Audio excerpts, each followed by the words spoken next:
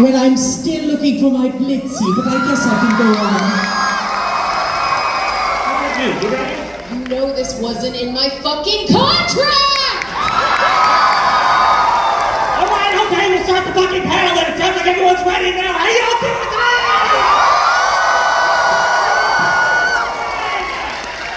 I'm working on it in news. I forget what my title at the company is this week, but other than that, I voiced Sally Mae on the show, which is a lot more relevant now!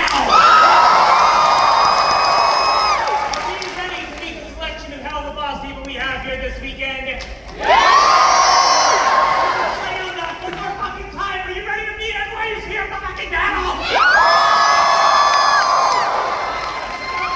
The creator of the series, Vivian Madrana!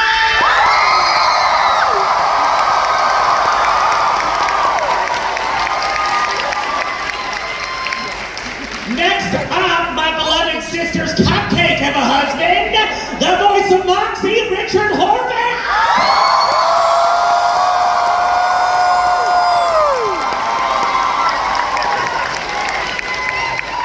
Be careful, slowly. Make a hole! Make a hole! Sorry, we heard that as we walked 5 fucking miles from our signing area to this convention auditorium. Next up, our blue-blooded Doretian prince, the voice of Solace, Bryce Pegler!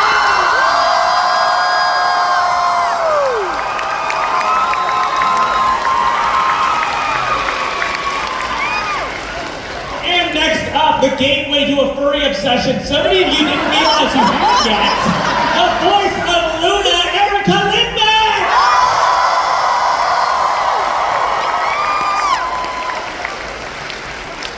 Alright, we're starting the panel. Obviously, I've never met you people before in my life, and I've never done one of these. So these are all going to be really interesting questions that I'm excited to know the answers to. Obviously, we have a limited panel today.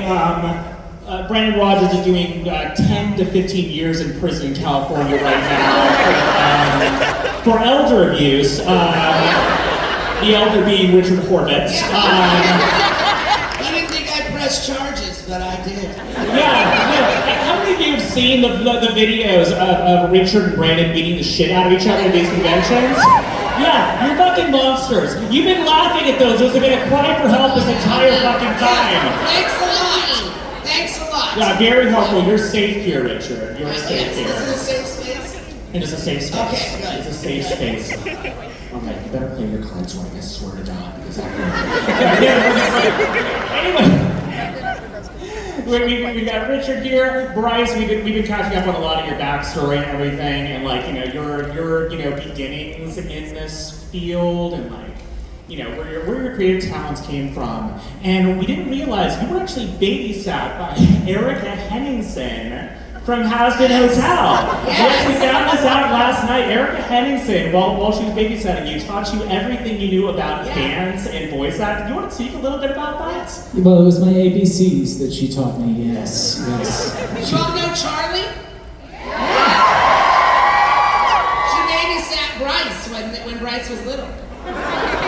Yeah, given Erica is older than Bryce, Erica's younger than Bryce, which is she was very mature for her age. So Bryce was technically an adult, but Erica Henningsen still babysat him. And so we discovered a lot of great stuff there. And then for Erica, we are so excited that we're going to be seeing a lot more of Luna coming up in this season and beyond that. We're thrilled to have you back. Obviously, we haven't heard a lot of you this season due to the vow of silence you took from that cult that you joined. I was in, and it was honestly, I feel really lucky that they kept me on. I know I went through that phase, and I talked to you guys about it. Well, I didn't physically speak because I took a vow of silence. But when I emailed to say that I couldn't be a part of some episodes, you really took that in stride and kept me on, and I'm super lucky and grateful for that, and I'm happy that I can talk now. Yes.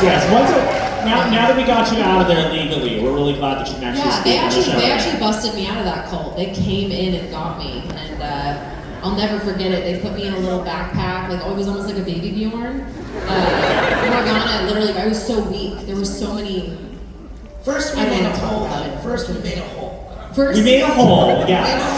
We were able to make a hole here. Richard made a hole, Kool-Aid Man into the building, into the dilapidated shack in downtown LA that I was in. And then Morgana lovingly put me into a baby Bjorn, and they all got me out. And I feel really lucky, so yeah. Raise your hand if you're confused. Very good. God, okay, good. Listen, we do a lot of these fucking things, so we have to entertain ourselves somehow. Next one, I've got a lot of questions, obviously, for you, Viv, but let's be honest, nobody gives a fuck about all 20 of the questions I have. The only thing they want to know is, when the fuck is Full Moon coming out so I can finally not be asked this on every fucking Instagram post from some rando? I'll post a picture of lemonade and I'm just like, ooh, such a delicious drink I have, and 20 people underneath, who the fuck cares? When's Full Moon coming out?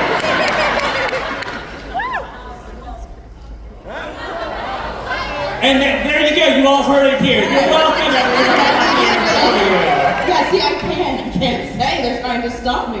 No, our die-hard goal is Friday. The only reason that the episode hasn't come out yet is because we want it to be perfect, we want it to be worth the wait, we want it to, have every element of it. So it's just the music, we want to just make sure it's right, and that's really it. And then the mixing and everything, but we're really close, so Friday or bust is our goal. And obviously, we only got Erica out of that cult last week, so we actually had to re-record her earlier. Yeah, so it was all just runs and growls. That was all they allowed you to do. It was all I was allowed to do, unfortunately, yeah. Yeah, so But I have my voice back. So that's good. That's how Luna sounds now, by the way. Yeah, she kind of sounds a little bit more like this. Do your job! Oh, fuck you.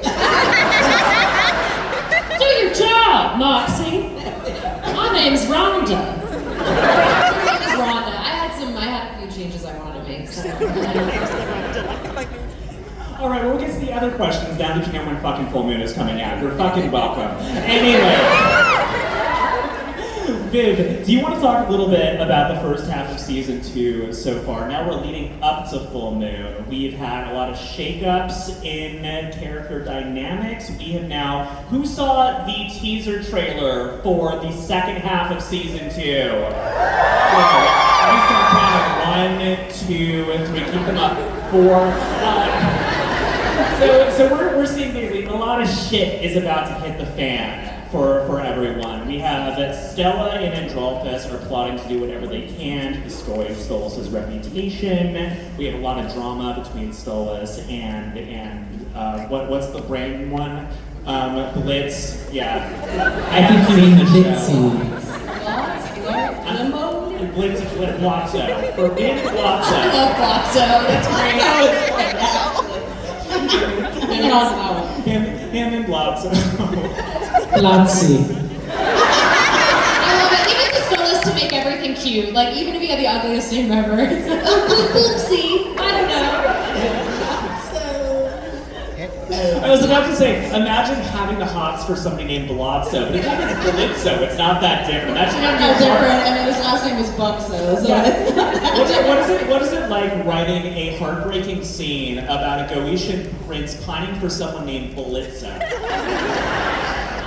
That's what's fun to me. I mean, it was, yeah. So the fun of Stolas and Blitz is that it's such a weird pairing on the outside, but they really, as characters, the more you get to know them, you see how weirdly kind of fitted they are for each other in ways, but also the miscommunication that they currently have is just not conducive for this relationship to work as a person, so that's what we're exploring in it, is how does this relationship work? How do they come together, and how do they communicate? And obviously up to this point in season 2, we've seen a lot more from Stolas' perspective, and we've explored more of that. And I'm really excited because obviously Blitz, we obviously follow through the whole show, he's the main character, but getting this side of Stolas is really important because we, when they, this whole relationship that they have is based on this communication issue that they have. And I think that it's important for the audience to see both characters' perspectives so that, the characters not seeing each other's perspectives is part of the story. So obviously the second half of season 2 has a lot to do with them kind of starting to work on that or explore what that is. And I'm really excited because obviously this season we wrote all as one. Like, we wrote it from beginning to end as one kind of through line story, with some kind of episodic-ish stuff in the middle, just to keep it fun and to keep more, variety in the episodes. But for the most part, everything is relatively connected. And that was kind of interesting because, the way we release things is so far apart that I feel like it's, I'm very excited for people to get the second half because it's like the culmination and the payoff to a lot of the stuff in the first half of the season. So I'm excited for everyone to get to rewatch it, like once they have these second half of the season and kind of see how it all flows into each other. I'm very excited for that. Excellent.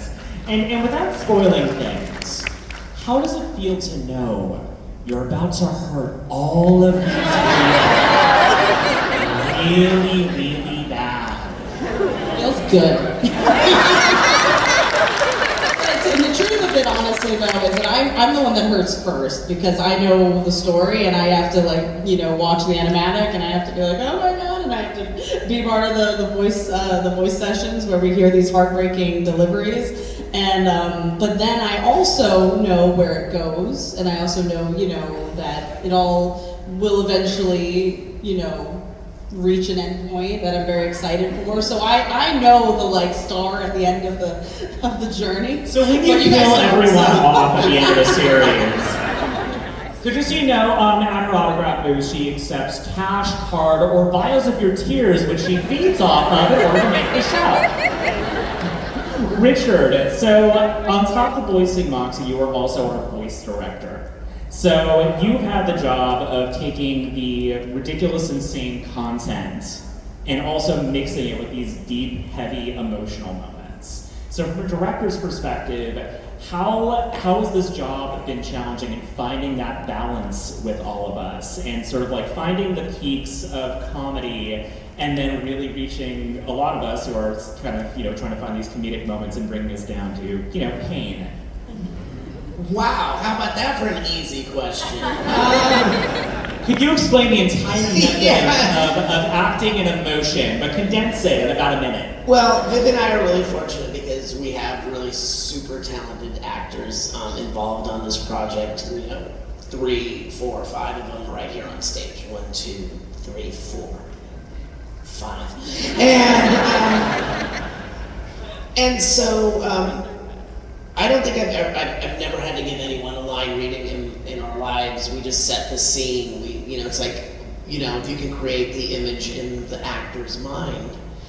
First of all, we don't really play comedy. The situation are always really funny, so those come out funny. And then Viv and I always get 1 or 2 as written, and then we say, okay, now do what you want to do with it, and they'll say, can I try something else? And Viv is very generous about that. It's not like, no, you can't. I've written this, you will do as I say, or you will get out. And that's how the meetings start. That's what it's like, yeah. So we're like, yeah, let's see what you got. And a lot of times, Viv and I go, that's funny. That's better than what we've got. So maybe that'll be in.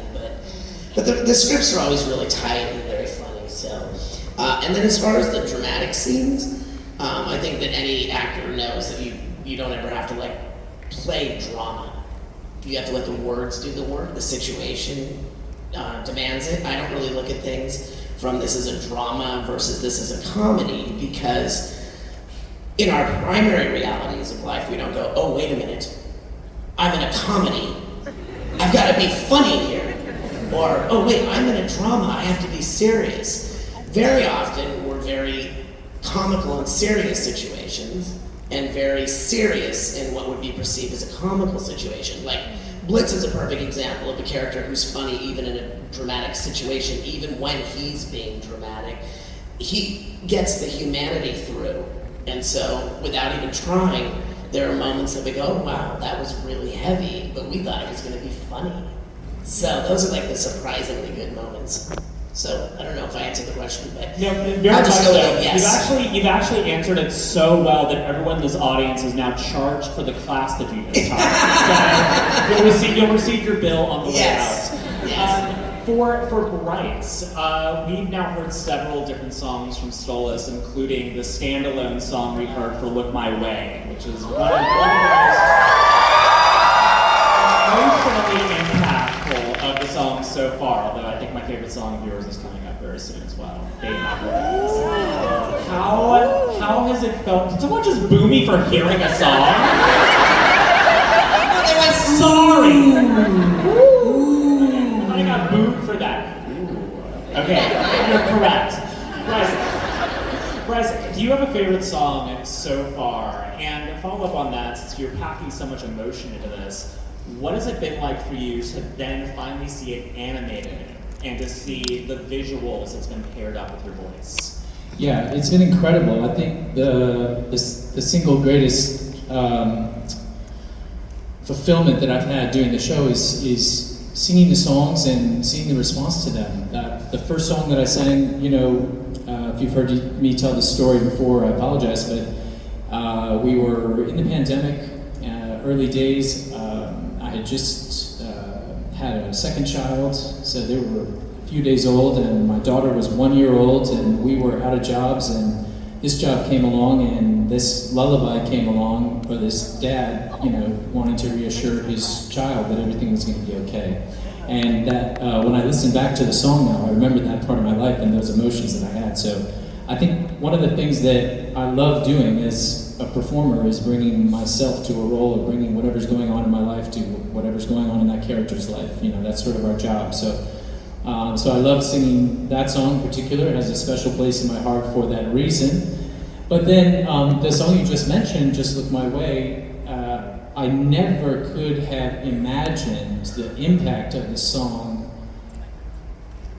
when added with the artistry of the animators. And when I saw it, I was like, obviously I felt close to it, but I felt like it had gone beyond me and the singing and the music. It had combined with the artistry. I was just so blown away.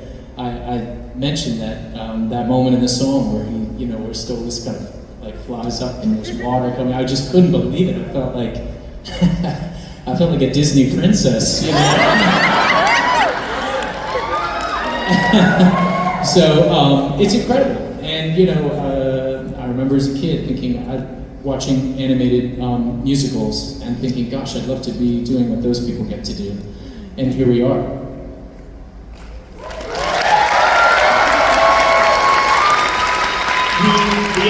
We have such a massive cosplay audience in the building right now. You all look incredible. So I just want to prompt really fast, Disney Princess Stolas. So if you not now see Disney Princess Stolas at one of these upcoming conventions, you failed me.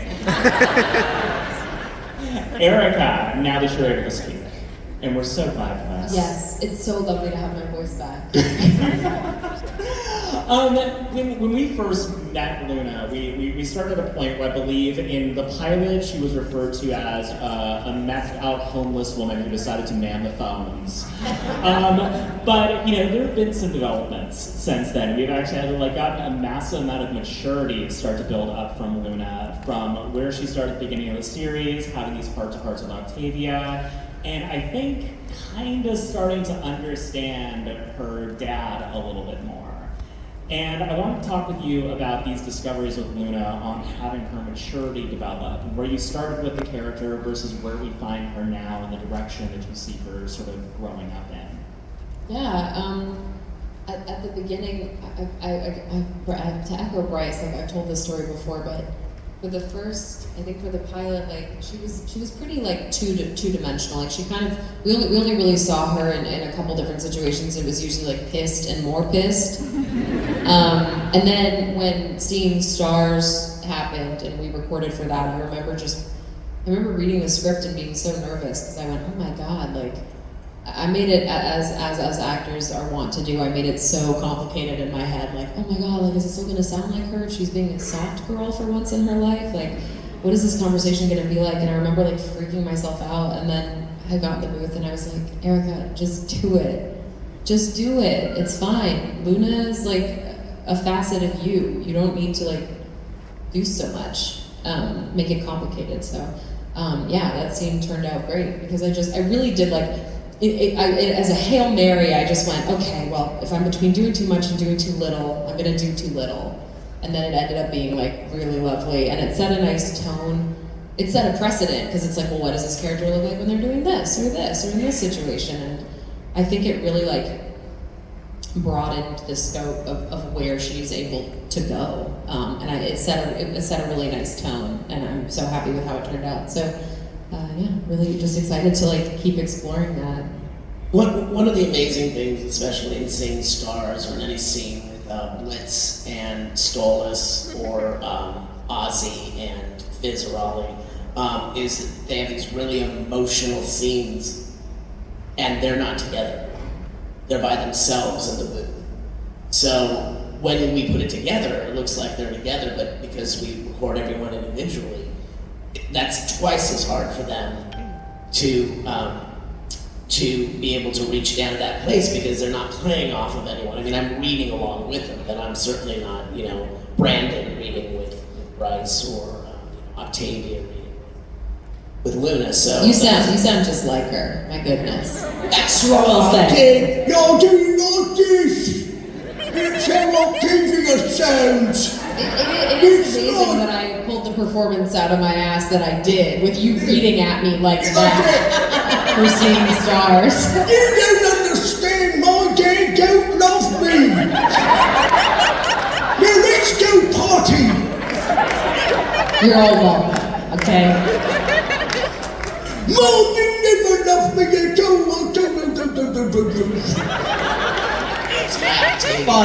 Spot on Octavia right there. I'm so glad that moments like this have made waiting in line for this panel so fucking worth it.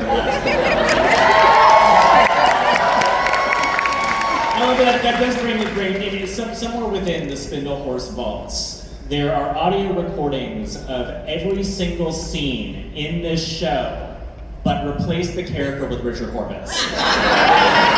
So every single scene you imagine, your favorite scene, just know that there is a version of that scene in which that character is swapped out with Richard. Actually, probably. If you put all the like files, where you can hear you reading against everyone else, they're probably in. Leave it alone. Would you like to do a sex with me?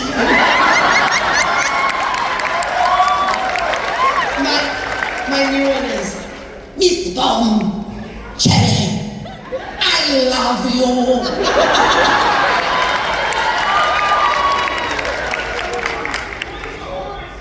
Yeah, the Horvitz cops. Hashtag release the Horvitz cops. All of Helluva, all of Aspen Hotel, all Horvitz. All of it.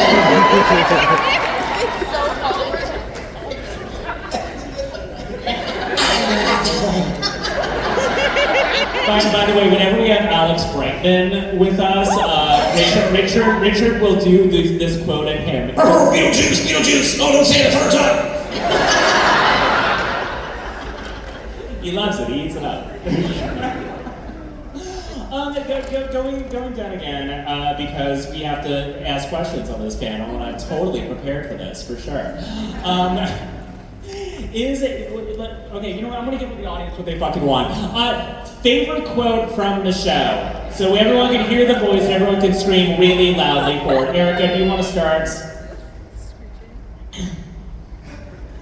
Shut the fuck up!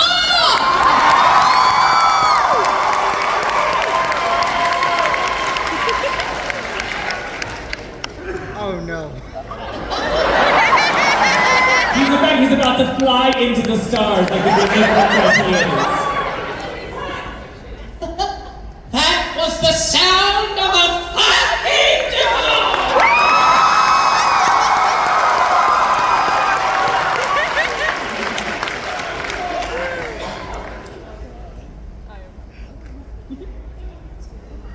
human called me a possum.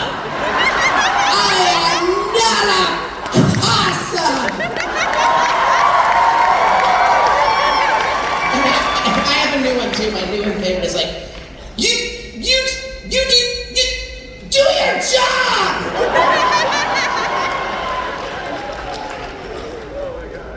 It doesn't count if they don't find the body!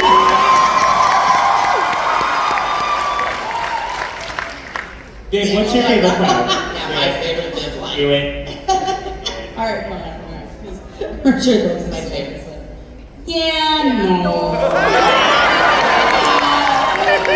Yeah, no. Yeah, Viv, She really does that in real life. Yeah, actually, yeah. Now, I think that's how it started. well, correct me if I'm wrong, this is literally kind of an inside joke between you and our leads because this is basically a satire of how you are in approval meetings. Yeah, well, I would quote a YouTube video I used to really like, where that kind of thing. It was like, yeah, no, no, and so I would do that for fun, and yeah, like in our leads meetings and stuff. And it just became a thing for a while, and that was during like the pandemic, and then we were making season 1, and then yeah, it worked out that I was just like, what if this one annoying cherub just comes down and everyone was like, you should voice it, and I was like, all right, fine. It was fun. I will say, voice acting, it's not something that I do, but it is fun, and I attribute that a lot to Richard because he makes it fun. So even people who aren't super, And I want her to do more voice acting. Don't you want to hear more Viv on the show? As somebody who, from your own words, just said they don't do it much, you do it a lot. As a matter of I fact, am actually a lot of characters. They're just, I never pay any attention to it, you know. well, I they're just there. think we can say this because we've already teased it. You can probably put it together from the trailer versus a little tease for Full Moon. The cherubs are coming back in the next episode. Actually. Which does include some voice acting from you. Yes, actually, yeah, I always forget that one. I forget that I voice Keenie, and yeah, she's one of the cherubs, and I will say I think I do a better job in this next one than I did in the other episode. I can say that it's slightly better because she does more. But now that Brandon is incarcerated, will you be doing Blitz? Oh no, you're gonna be doing Blitz. I gotta Do your best play. Sorry, Mox. Do your job, Mox. No, that's my Luna. No, I gotta work on Mox. I gotta work on Blitz. Richard, you said yesterday you had your impression of everyone but Blitz. So you That's true. Oh my god, then you have to work on it. I have to work on that one. Be like this. Hey, Mox. Do you and Millie mind if I film you? and if not, can you help me get Stolas? How's that? It's very Brandon-esque. It's the same speak too. It's still better than the recordings we got through the prison phone. So that's Yeah, that's it still reads better. Someone give the guy a quarter, because he keeps running out of money on his calls. Okay, we have 30 minutes back in this panel. The whole deal is half of it was going to be my questions, which have been half absolute garbage and half good. So the way we're going to do this, we're going to set up 4 fan questions right now. However, I have a feeling that like yesterday's panel, there's going to be a fucking lot of them. So if you're going to come up, this is my thing. We're going to fucking speedrun these things. So if we can ask the question, I'm going to lead it. If you can do like 10 seconds, running up, say your name, get your question out there. We will answer. We will try to get as many as we of can. your questions answered as possible. We've got this. This is an achievement trophy we're going for. Gameplay, motherfuckers. We're fucking doing this. He liked this. Look at him go. Look at him run. Look at that Alistair run. Look at her baby.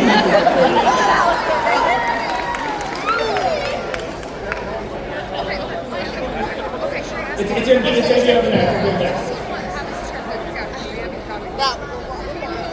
We only have 15 minutes. Okay, you ready for this challenge? Because we got this. I want to get through this entire line in 15 minutes. You go question. Alright, I just want to say say on behalf of LGBT people, especially trans people, thank you. I'm gonna speak for the cast. You're fucking welcome. Thank you. Okay, so we know Moxie's favorite musical is of course Phantom, but what about the other characters? Like, do they have favorite musicals? Moxie's musicals? No, like favorite musicals of the other characters besides Moxie, because we know. Oh yeah, because you know, Sarandon is my. What's your favorite musical as Stolas, or just him personally? Like so, it's like the other characters' favorite musicals or plays. Okay, Erica, favorite musical or play? As like Luna or just me? Yeah, Oh, I like cats because I like to pretend that I can eat the cats. If you like, they're made out of gummy material when you watch the movies. They do look delicious. Yeah. Wait, what? I think Stolas would say The Little Mermaid.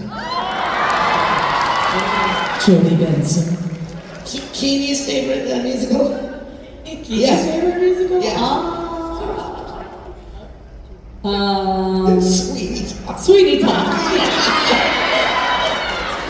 That's a good one. Still my answer. Sweeney Todd. Wait, is there a Sweetie Todd on Yeah, Sally Mae's a Sweeney Todd. Okay, there you go. These are my They bombed. friends. See how they glisten. See how they shine. I was wondering, as like a trans person, Sally Mae means a lot to me, and I was wondering if we'll be seeing more Sally Mae in the coming episodes. Fuck yeah, we are! I will say I recorded more episodes of Sally before we even wrote Hell's Bells. So there is definitely more Sally Mae coming along, and it is fucking hilarious. Next up, thank you so much. Was there any particular inspiration behind the characters?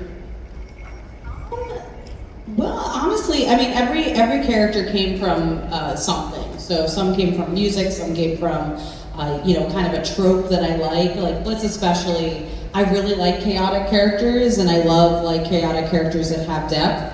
And those kinds of characters don't always have depth because they're usually like, the wild card on the team and stuff like that. And I wanted it to be that as the main character. So that was the inspiration behind that. And obviously Stolas is a character that I really wanted to depict a character kind of going through a lot of complicated emotion but also having a family. And it just, a lot of inspiration came from just like things I wanted to see in fiction and I wanted to sink into as a writer. Yeah, inspiration for my character, a lot of trans characters suck ass, you don't want to hang out with them, so basically a lot of the inspiration there was just having a trans character you actually wanted to hang out with and just maybe like, oh, your life sucks. And so, yeah, that was the inspiration. Absolutely. Next up. Hey, I was just wondering if we will see more interactions between Luna and Octavia this coming up season or in the future, because they are awesome together and I feel like they really need each other. I love that combination of characters as well, and their relationship is very special, and we will definitely see more of it in the future. Alistair, you. Hello, my name is Rue. I have a question for our babe about Hazard Hotel. As we know, sinners can't visit any other ring of hell, but my question is, if Alistair could visit any other ring of hell, which one would he want to go to the most? Strictly hypothetically, if he could, probably gluttony, because it's, there's a lot of food there. And he's very food oriented, so I think he'd like it. Hello. Oh my god, your cosplay. Yes! My name's Alex. I'm an aspiring voice actor, and I was wondering, when you're building your own demo to post online and things, I see a lot of people do dubs over existing media or maybe like fan comics and stuff, but do y'all have any suggestions on other ways to create demos that's a little more unique? Yeah, don't imitate anyone. Don't do copies of anyone that's already existed out there. Always do your own characters and do characters. You could do like 15 different voices. That is not a good demo because that's just a bunch of voices. We'd rather hear like 6 or 7 really solid characters. That's why we call it a character demo versus a voiceover demo. So make sure you do your own thing. Yes. Yeah. Thank you. Awesome. Thank you so much. I don't know if there's gonna be any crossover. Is there going to be any crossover? Oh, but I'm curious, how would IMP interact with like the cast of Hazbin Hotel? Oh man, you know what? I'm gonna let you guys answer that. Well, have you seen the musical West Side Story? You're either an imp or a has-been. I just dropped the gauntlet. This could be a fun one going to everyone.